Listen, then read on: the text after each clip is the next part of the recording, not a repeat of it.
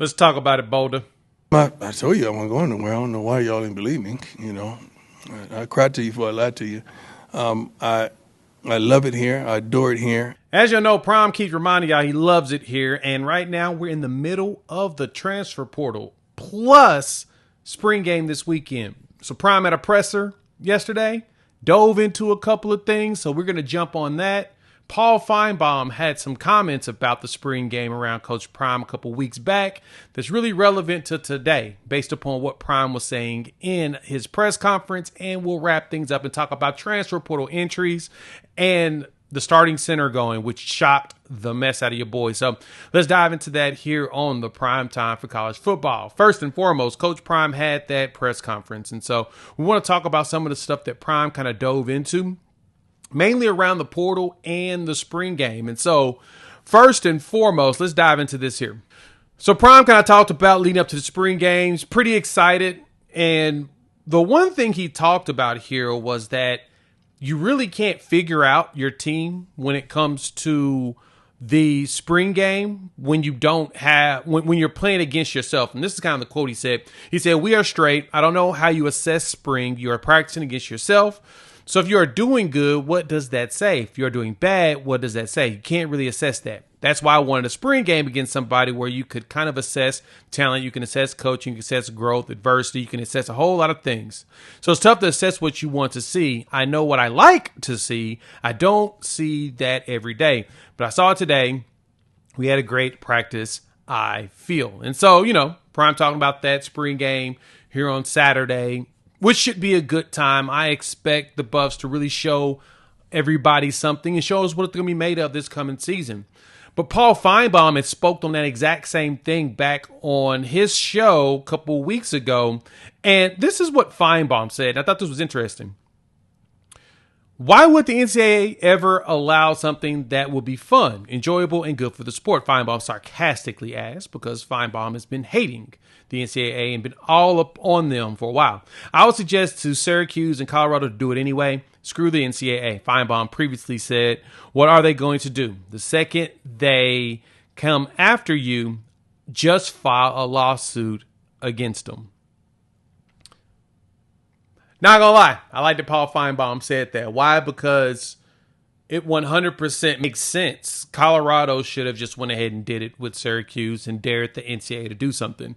Good thing is they can't retroactively punish them for anything because the NCAA truly has no power in today, as we're seeing as the transfer portal is unfolded. But Prime spoke upon that. As we know, some players have entered the portal for Colorado. It's been a little bit of a little bit more than expected. Some kind of saw happening, but still a little shockers. But Prime talked about his excitement because, we talked about it here. Coach Prime has an advantage. The minute he tweets out this, "Who may concerns? I ain't hard to find," the phone starts ringing. And the one thing he don't want to do is be accused for tampering, even though he knows of a team that sent a contract to a current player and put themselves on blast. So Prime talked about it this way. So this is what Prime said. He's like, "So I think they're good. They've got players that they've identified. They know who they want to go after that could potentially end up in the portal. Most likely players that, agents may have reached out, or players that, appear to be about to enter." And for him, the big thing, he said that they don't jump the gun on it because they do not want to have his name with tampering or anything like that, anything to do with their kids, because Prime is polarizing. He is a very big time figure that everybody knows and everybody comes after. So for him, it's not a good thing for my name to be tied to anything like that when it comes to tampering. So for him, I'm focused on our guys. And so they had a player, Carter Stoudemire, who got hit up by, it sounds like Virginia, hit up Stoudemire and tried to offer him up something immediately. And Prime, of course, talked about it. You saw it on Well Off Media, and Coach Prime called him out for it and said, "Virginia, you got to stop. I let you have one," and didn't say nothing about it. And look, I can't believe a school has basically been busted and called out for doing that. They tried that. Supposedly Isaiah Gustave, who hit the portal, we'll talk about in a bit, is headed to an ACC school to do a visit. Potentially, he may have been tampered with as well. He was the leading rusher. And it's kind of wild. And, some of the others, I'm kind of curious to which ones you guys think may have gotten tampered with, who may have been going on their own. Definitely want to hear from you all when it comes to that. And then from there, we got to talk about some of these players that hit the transfer portal. The Buffs saw a nice little number of it from here.